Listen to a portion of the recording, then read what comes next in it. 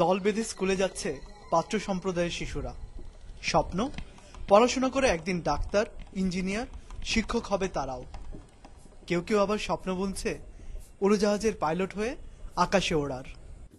আমি বড় হয়ে পাইলট হব, আমি বড় হব, বড় হয়ে ডাক্তার হব, ডাক্তার হয়ে মানুষের সেবা করব।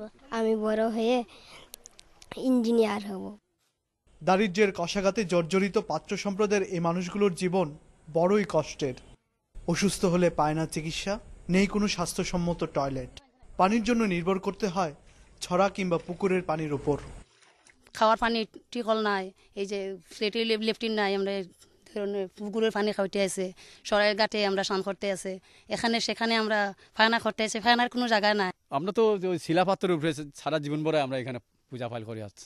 তাদের জীবনের মান উন্নয়নে নেই পর্যাপ্ত রাষ্ট্রীয় কিংবা সামাজিক উদ্যোগ। নানা শোষণ বঞ্চনায় ভিটেমাটির ভূমির মালিকানা হারিয়ে এই সম্প্রদায়ের অধিকাংশ পরিবার আজ নিঃস্ব। সমতলের মানুষের সহযোগিতা না পেয়ে এক ধরনের সহিংসতা পেয়েছে বছরের পর বছর, এবং তার ফলশ্রুতিতে আজকে পাত্রদের সংখ্যা অনেক কমে গেছে। সিলেট জেলায় প্রায় 4000 পাত্র সম্প্রদায়ের মানুষ বসবাস করে। একসময় সংস্কৃতি সমৃদ্ধ ভান্ডার ছিল তাদের, কিন্তু জীবনের সঙ্গে লড়াই করতে করতে সেই সংস্কৃতির উত্তরাধিকার হারাতে বসছে এই মানুষগুলো। তাহাজিব হাসান, চ্যানেল 24, সিলেট।